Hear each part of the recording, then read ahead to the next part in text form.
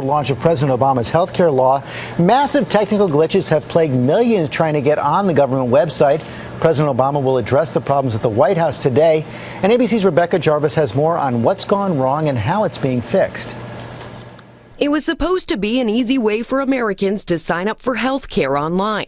But this morning, the Department of Health and Human Services, which spent $500 million to build the site, is admitting it's a bust. Writing in a blog post, "We know using healthcare.gov has been frustrating for many Americans." They're also calling in a new batch of workers to address technical glitches and problems that have plagued the site since its launch October 1st. This is unacceptable. It has to be changed.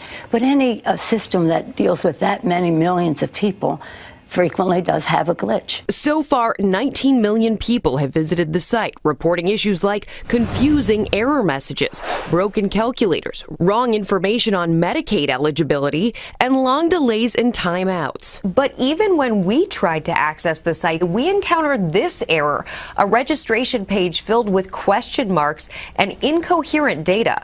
President Obama is expected to address the issue today, but many Republicans say it's not enough. It's been a fiasco. Send Air Force One out to Silicon Valley, load it up with some smart people, bring them back to Washington and fix this problem. It's ridiculous, and everybody knows that. They're now calling on Health and Human Services Secretary Kathleen Sebelius to testify before a congressional committee Thursday and explain why the health care rollout has been so sickly. We will make sure that this program works well, seamless. And for that first hearing looking into these glitches, which happens later this week on Thursday, Secretary Sebelius, who oversaw the site construction, is not expected to testify. Then her office says that it is because of a conflict with timing, George. They're really racing the clock here. They got to get these fixes in before December. They do. They have to get people signed up for health insurance by January 1st before the fines start kicking in. Okay, Rebecca Jarvis, thanks very much.